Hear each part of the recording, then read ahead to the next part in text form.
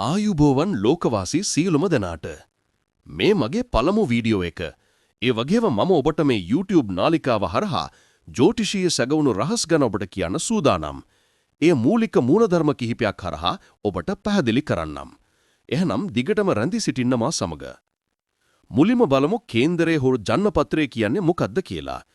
පුද්ගලයා උපත ලබන අවස්ථාවේ ග්‍රහලෝක සහ අනිකුත් ආකාශ වස්තුන්ගේ පිහිටීම පිළිබඳව දැක්වන සිටීම බව දැනටමත් ඔබ දන්නවා කියලා මම විශ්වාස කරනවා. හරි. ඊළඟට අපි බලමු කේන්දරයේ හරහා මිනිසුන් සොයනට උත්සාහ කරන ජ්‍යොතිෂයේ එන විවිධ ක්ෂේත්‍ර මොනවාද කියලා. ඒව තමයි අධ්‍යාපනය, වෘත්තීය, විවාහය, දරුවන්, ඉඩම් සහ දේපල අත්පත් කර ගැනීම, වාහන සහ විදේශ සංචාර වැනි ප්‍රධාන සිදුවීම් විදිහට හඳුන්වා දෙන්න පුළුවන්.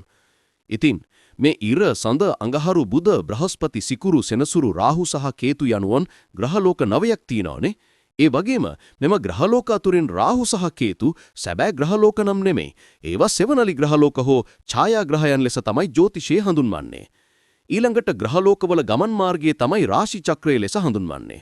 ඉතින් මේ රාශි චක්‍රයේ කොටස් 12කට බෙදලා ඒ රාශීන්ට ආවේනික ගති ලක්ෂණ වෙන් කරලා තියෙනවා. ඒ වගේම ග්‍රහයින්ට ආවේනික ගති ලක්ෂණ වෙන වෙනම තියෙනවා. ග්‍රහයින් ජීවිත කාලය පුරා ගමන් කරන කාල සීමාවන් තියෙනවා. ඒ වගේම මේ ශාස්ත්‍රයේ හසුරුවන්න ගොඩ නැගුණු න්‍යායන් තියෙනවා. මේ මම ඔබට කිව්වේ ඉතාමත් කෙටියෙන්. ඉතින් තව නොකියූ දේවල් ගොඩක් තියෙනවා. පරක්තරක් නොපෙනෙන. ඒ සියල්ලම සැලකිල්ලටගෙන පුදුම සහගත දේවල් ජීවිතය සම්බන්ධයෙන් කියන්න පුරුවන්. මම ඔබට මේ විවිධ පැතිකඩවල් හරහා කාලයක් තිස්සේ පරිේෂණ කර විමර්ශනය කර අත්දැකීම් මුසු කළ ලබාගත් දේ කියන්නයි හදන්නේ. තව දෙයක් මතක් කරන්න ඕන.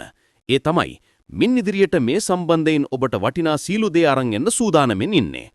ඔබ ඒවා දැනගන්න එක ඔබේ ජීවිතයට වටිනවා කියලා මම විශ්වාස කරනවා. එහෙනම් ලයික් කරලා බෙල් අයිකන් ක්ලික් කරලා සබ්ස්ක්‍රයිබ් කරලා තියාගන්න.